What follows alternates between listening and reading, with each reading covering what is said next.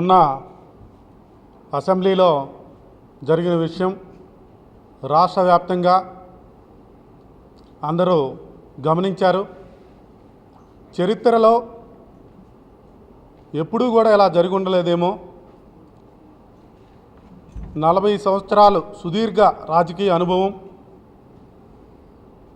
సుదీర్ఘంగా ముఖ్యమంత్రిగా చేసిన ఒక నాయకుడిని, ఒక జాతీయ పార్టీ అధ్యక్షుల వారిని, వారి యొక్క సతీమణి అయినటువంటి భువనేశ్వరి గారిని, ఆమె మహాసాధ్వి అమ్మ ఎప్పుడూ కూడా ఆమె బయటకు వచ్చే రాజకీయాల గురించి మాట్లాడటం కానీ, ఒకరి గురించి తప్పుగా మాట్లాడటం కానీ ఆమె చేయలేదు.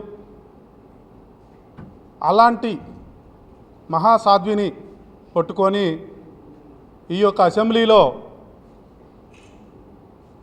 దేవాలయం, ప్రజా దేవాలయం అసెంబ్లీ, అలాంటి అసెంబ్లీలో పట్టుకొని క్యారెక్టర్ను తగ్గించి అవమానంగా మాట్లాడటం అనేది చాలా పార్టీ. ఈ తెలుగుదేశం పార్టీలో ఆడవారిని కించపరుస్తూ మీరు మాట్లాడుతూ ఉన్నారంటే నిజంగా మీరు ప్రజా వ్యతిరేకులు, మీకు ప్రతినిధులుగా మీరు పనికిరారని నేను ఈ సందర్భంగా తెలియజేస్తూ ఉన్నాను. అలాగే అంబటి రాంబాబు గారు, మీరు ఒక గొప్ప నాయకులు ఒప్పుకుంటాం. మీ తల్లిదండ్రులు మిమ్మల్ని, వారు ఒక మంచి, మీ తండ్రి గారు లాయర్గా రేపల్లిలో మంచి పేరు ప్రఖ్యాతులు సంపాదించుకున్నారు.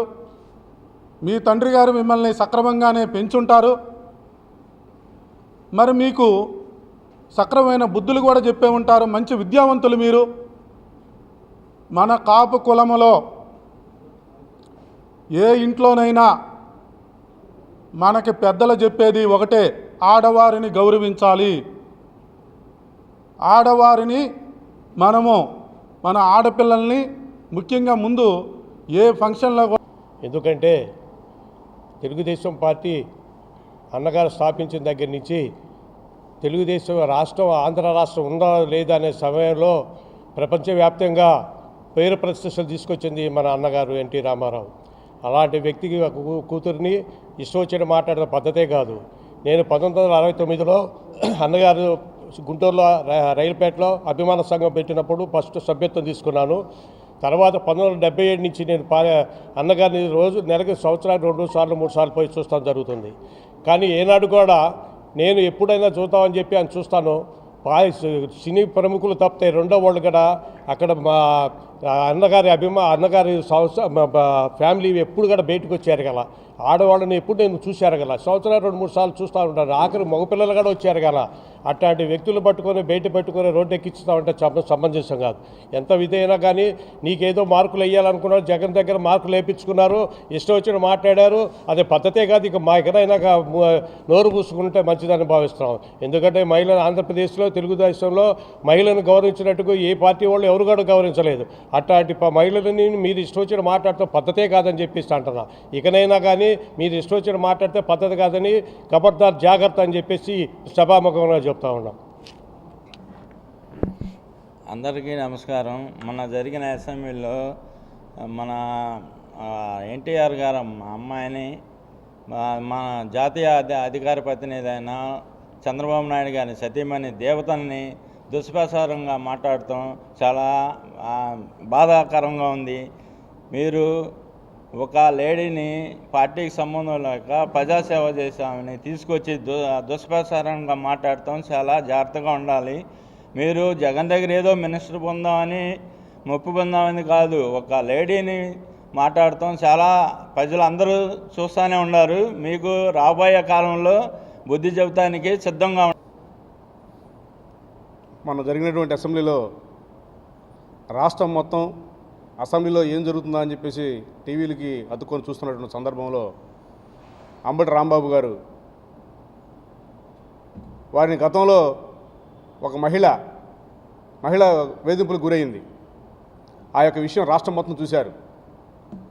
అలాంటిది విషయాన్ని మళ్ళీ లేవనెత్తాలనే ఉద్దేశంతో అరగంట కావాలి అంటే ఆయన, నాకు అరగంట చాలదు, 24 గంటలు అయితే సరిపోతుందని చెప్పేసి వ్యాఖ్యానించారు. మరి అదే రోజున వెనకమాల ఉన్నటువంటి ఎదవెవడో ఒకడు మరి నారా చంద్రబాబు నాయుడు గారి భార్యని దూషించడం జరిగింది. మీకు దమ్ము ధైర్యం ఉంటే మైక్ ముందుకు వచ్చి ఇదిగో నువ్వు ఇలా అని అంటే రాష్ట్రంలో ఉన్నటువంటి తెలుగుదేశం పార్టీ కార్యకర్తలు ఊస్తే ఉమ్ములో కొట్టుకుపోతారు. అది గుర్తుపెట్టుకోవాలని చెప్పి నేను తెలియజేసుకుంటా ఉన్నాను. మొన్న ఒక పనికి మాలను కూడా ఎదవా ఇష్టం వచ్చినట్టుగా మాట్లాడుతూ ఉన్నారు. అంటే వైసీపీ గవర్నమెంట్ శాశ్వతం అనుకుంటున్నారా, లేకపోతే రాష్ట్రంలో మరొకసారి అధికారంలో వస్తుంది భావిస్తూ ఉన్నారా?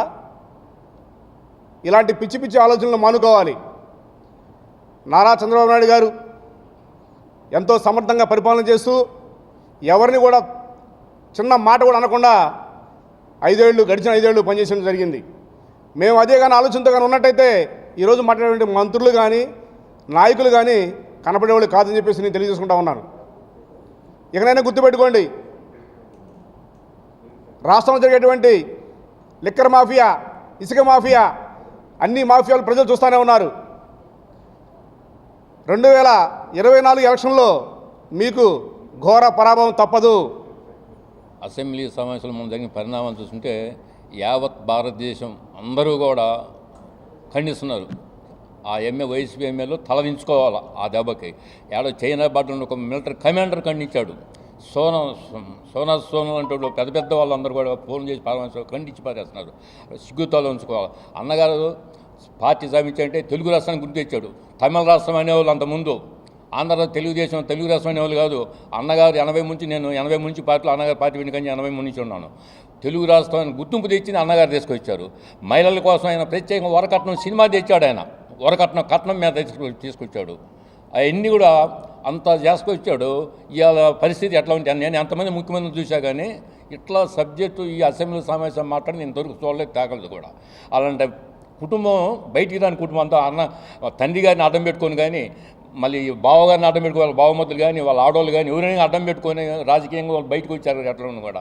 అలాంటి వల్ల అలాంటి అన్నట్టు వైసీపీ పతనానికి నాంది పలికినట్టుగా ఈరోజు మనం చరిత్రను కనుక చూసుకుని ఉంటే కురు సభలో పాంచాలికి చేసిన అవమానంతో మహామహులైనటువంటి వాళ్ళే పతనం అయిపోయారు. అలాగే జగన్మోహన్ రెడ్డి మీ పతనం రాసిపెట్టుకో, నీ పతనం మొదలయ్యింది. మా తల్లి భువనేశ్వరి గారిని నీ భజన బృందంతో అవమానకరంగా మాట్లాడించటం నీ పతనానికి నాంది. చరిత్రలో కూడా ఆడవారిని అవమానకరంగా అవహేళనగా చేసిన ప్రతి ఒక్కళ్ళ పతనం వాళ్ళంతటా వాళ్ళు రాసుకున్నదే. చరిత్ర పునరావృతం అవుతుంది. ఖచ్చితంగా నీ పతనం 2024కి నీ పతనం ఖచ్చితంగా మొన్న డేటు టైము రాసిపెట్టుకో మొదలయ్యింది. హస్తిన నా వెనకాల ఉంది, భాగ్యనగరం నాతో నడుస్తుంది. నాకు 151 మంది దుర్యోధనుల్లాగా బలాలను లెక్కేసుకుని అహంకారంతో విర్రవీగుతున్నాం. కానీ ధర్మం, మా నాయకుడి వెంట ధర్మం ఉంది. ధర్మం ఎప్పటికీ అంతిమంగా గెలిచేది ధర్మమే. కాబట్టి ఎప్పటికైనా మా నారా చంద్రబాబు నాయుడు గారు 2024లో ముఖ్యమంత్రి అయి అసెంబ్లీలో అడుగుపెట్టడం తథ్యం. నీ పతనం మొదలయ్యింది. ఖబర్దార్ జగన్మోహన్ రెడ్డి.